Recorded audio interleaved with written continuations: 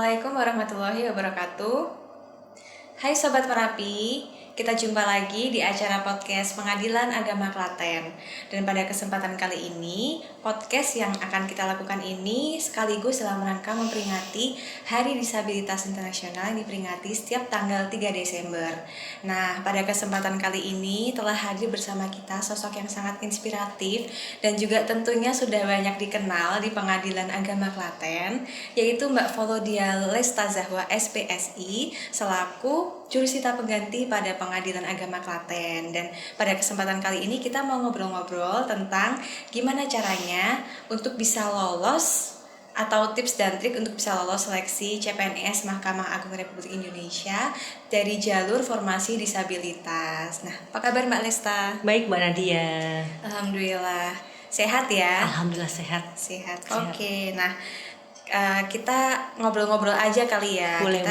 Pengen ngulik nih, pengen tahu gimana sih caranya Mbak Lesta itu bisa sampai di titik ini sekarang, dan tentunya harapannya nanti bisa menginspirasi buat teman-teman yang juga mau apply CPNS yang mau coba di jalur formasi disabilitas. Nah, sebelumnya bisa diceritain Mbak dulu apply-nya jabatan dan formasi apa? Baik Mbak Nadia, waktu itu saya mendaftar di pendaftaran CPNS Mahkamah Agung Republik Indonesia tahun 2018 di jabatan analisis sumber daya manusia aparatur atau disebut dengan ASDMA di formasi disabilitas. Oh gitu, jadi formasi waktu itu ada formasi disabilitas. Betul. Ya, CPNS pendaftaran tahun 2018. Yeah. Nah, untuk step-step atau tahapan seleksinya sendiri mungkin bisa diceritain Mbak ke kita. Baik, waktu itu saya ada 4 tahapan ya. Pertama itu verifikasi peserta disabilitas, kedua seleksi administrasi, seleksi tes SKD, dan terakhir adalah seleksi tes SKB.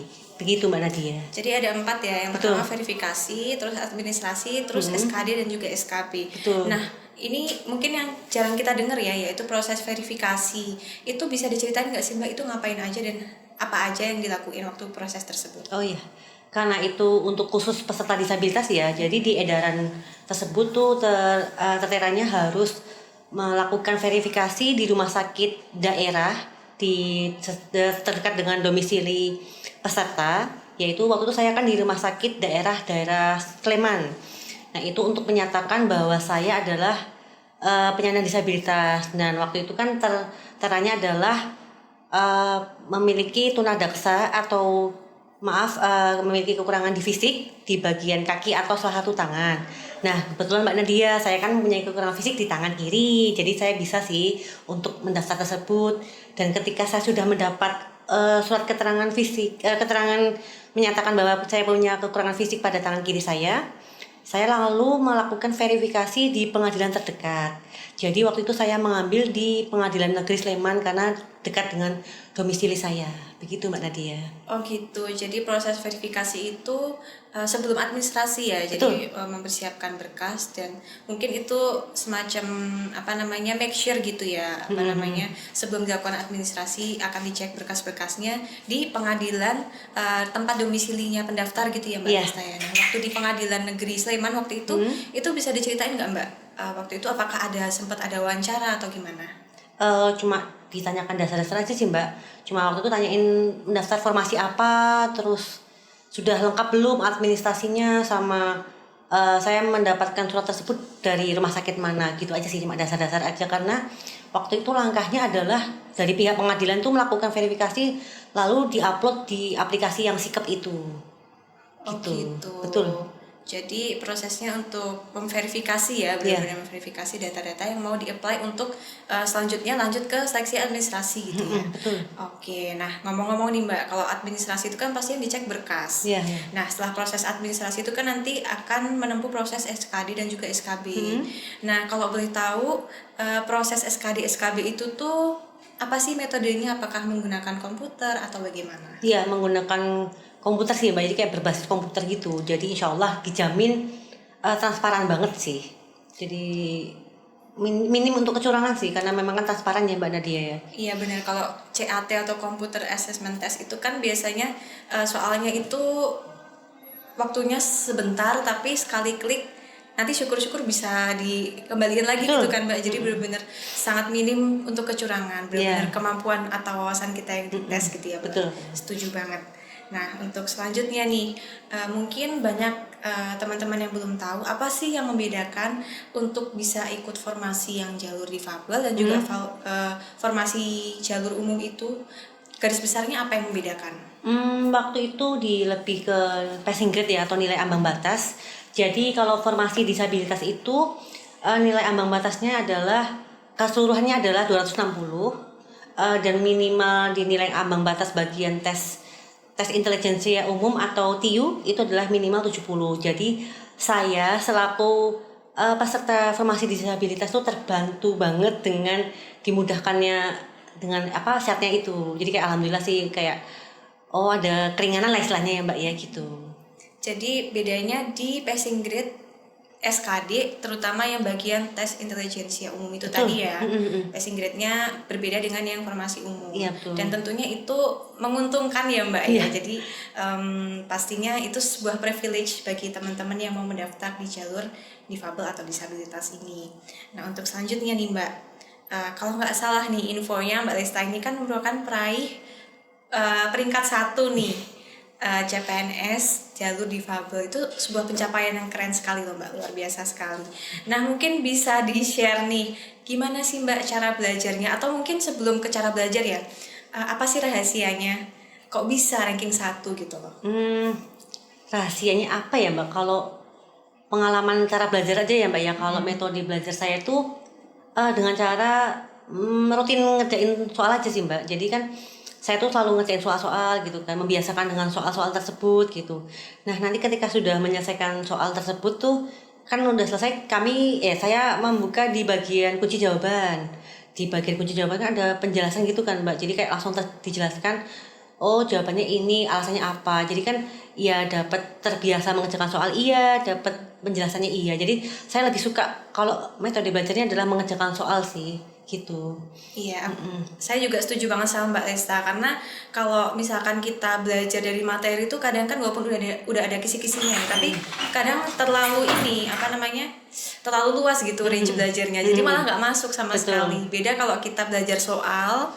Kalau belajar soal kan mau nggak mau itu terperinci ya di soal itu, dan biasanya kalau yang namanya soal itu kan walaupun variatif tapi juga mirip-mirip gitu. Betul.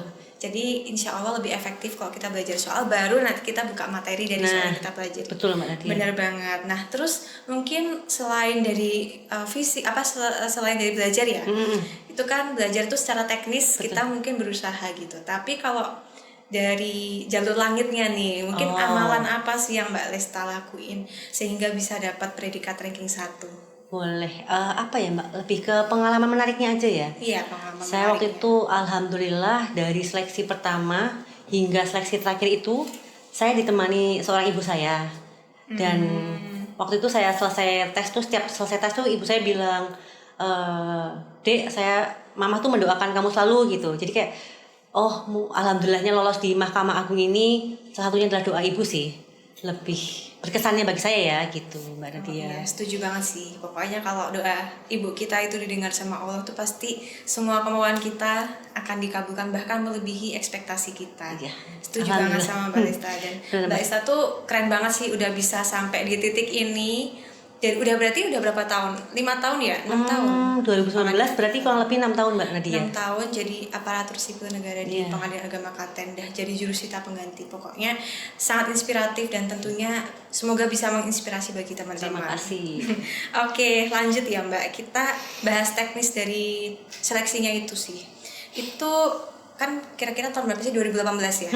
2018 itu Mbak Lesta masih ingat gak sih kira-kira do's and don'ts dari seleksi SKD sama SKB-nya, apa hal-hal yang seharusnya kita lakukan dan apa yang nggak boleh dilakukan pada saat tes tersebut? Secara umum aja ya Mbak ya, waktu itu ketika untuk melaksanakan tes tuh ya lebih baik datang tuh kan, misalnya tesnya jam 9, lebih baik datangnya jam 7 karena biar tidak buru-buru gitu, dan mempersiapkan kayak on time aja ya gitu, maksudnya ada jarak untuk menenangkan diri gitu-gitu sih Mbak. Kalau saya ya, kalau larangannya sih jangan membawa alat komunikasi. Bahkan kita waktu tes tuh benar-benar membawa diri aja. kertas contekan nggak boleh, kertas untuk buat coret-coretan itu nggak boleh, alat komunikasi nggak boleh, bahkan ada pemeriksaan secara yang itu loh Mbak, pakai itu kan yang ini, alat metal detektor nah ya? itu sampai sedetail itu sih, kayak benar-benar kita membawa diri banget. Bahkan ketika misalnya nanti kita pas melaksanakan tes, kita membutuhkan kertas kan disediakan sama panitia.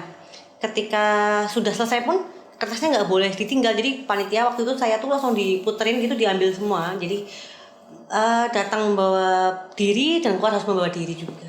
Jadi benar-benar 0% ya, kecurangan tidak akan pernah bisa dilakukan karena memang benar-benar seketat itu. Kita masuk cuman bawa diri aja, dan bahkan keluar pun juga kita nggak boleh bawa catatan yang oret-oretan kita pun juga nggak boleh dibawa ya waktu itu. Benar banget sih.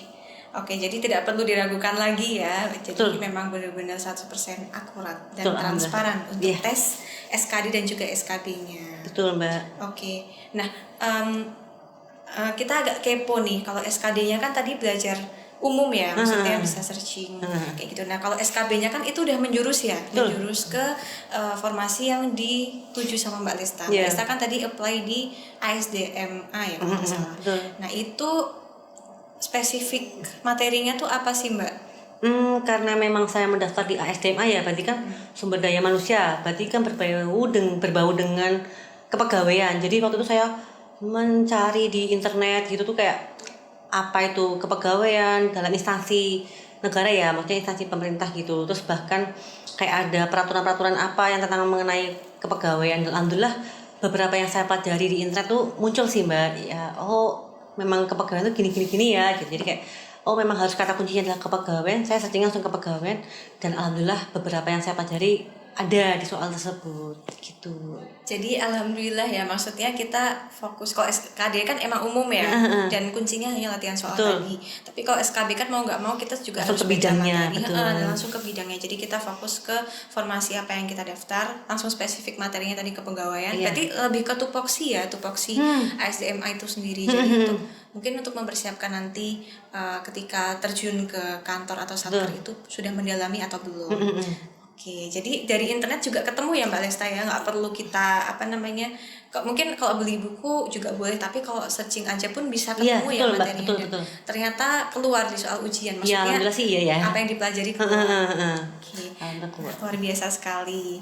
Semoga bisa menginfluence teman-teman, karena kan kebanyakan mungkin masih susah cari materi, bingung belajar dari mana. Tapi ternyata cukup dari, kalau udah sampai SKB tentunya ya, cukup dari formasi jabatan apa yang kita daftar, terus kata kuncinya apa, tupoksinya apa, dan ternyata dari situ banyak sekali soal yang keluar. Dan memang SKB kan tujuannya itu ya, seleksi kompetensi bidang.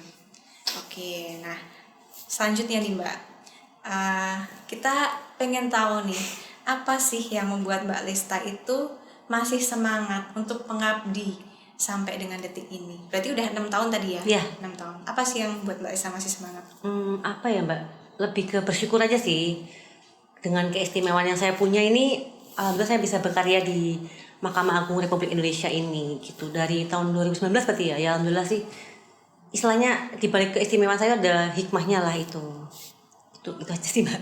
Kayak lebih kuncinya aja adalah bersyukur aja sih. Itu aja. Kuncinya adalah bersyukur ya, karena kan tempat yang kita dapat ini tentunya selain dari usaha kita juga hadiah ya, satu amanah yang diberikan. Jadi kita harus bisa mensyukurinya, dan kita pastikan bahwa amanah itu tidak jatuh ke tangan yang salah. Benar nggak sih Mbak?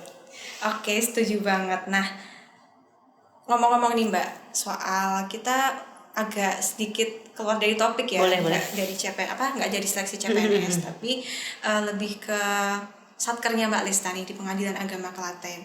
Nah, kalau setahu Mbak Lesta nih di Pengadilan Agama Klaten itu pastikan ada banyak inovasi ya, inovasi. Nah, inovasi di Pengadilan Agama Klaten tuh ada nggak sih yang menunjang bagi masyarakat pencari keadilan yang membutuhkan sarpras khusus gitu, terutama untuk kaum rentan dan juga teman-teman yang difabel, maupun nggak cuma pencari keadilan tapi juga karyawati yang membutuhkan fasilitas khusus gitu. PA Klaten tuh udah ready belum sih? Baik Mbak Nadia, karena saya sudah di sini dari 2019 ya, hingga saat ini banyak inovasi dan fasilitas yang bagi saya itu kayak cukup baik gitu. Yang pertama itu ada guiding block untuk maaf yang tunanetra, ada video panduan informasi pelayanan, ada ini OTW ya Mbak ya, OTW, ada progres ya. Ya, progres, ada buku braille untuk tunanetra juga, sama ada apa namanya, antrian prioritas. Jadi itu selain disabilitas bisa juga itu untuk kaum rentan, yaitu lansia, ibu hamil juga. Jadi nggak hanya fokus disabilitas juga, tapi baik untuk kaum rentan juga Mbak Nadia. Jadi bisa dibilang udah excellent service banget ya, sangat iya, benar, karena sangat sudah baik. menyediakan sarana prasarana untuk teman-teman atau bapak ibu kaum rentan maupun teman-teman yang difabel atau disabilitas, karena kita semuanya kita menganggapnya sama gitu. Tujuannya kita untuk memberikan pelayanan yang terbaik, untuk mewujudkan pelayanan kepada masyarakat pencari keadilan. Nah, oke nih Mbak, nggak kerasa kita tuh udah di penghujung podcast nih, karena kita kan tadi udah di spill tips dan trik dan juga step-stepnya seleksi dari CPNS Mahkamah Agung formasi disabilitas. Nah, sebelum ditutup nih Mbak Lesta, mungkin ada mau menyampaikan quotes of the day, supaya siapa tahu nih teman-teman nanti setelah mendengar quotes dari Mbak Lesta bisa makin semangat. Oke, quotes banget ya Mbak ya. Quotes banget nih. Pesan dari saya, jangan putus asa, jangan patah semangat. Kalau ada peluang harus dicoba, kalau bukan sekarang kapan lagi? Nah, benar banget. Kalau ada peluang harus dicoba, kalau bukan sekarang kapan lagi. Jadi yang namanya menunda-nunda pekerjaan, apalagi takut untuk mencoba itu jangan ya Mbak Lesta ya. Karena pokoknya setiap ada baca persyaratan terus ternyata kayaknya kita masuk nih, harus coba. Kita coba aja dulu, terabas aja dulu ya Mbak ya. Karena kita nggak tahu namanya rezeki kan. Ya betul Mbak. Keren banget, semoga bisa menginspirasi bagi teman-teman. Nah, oke, sebelum kita tutup, kita bersama-sama mau mengucapkan Selamat Hari Disabilitas Internasional.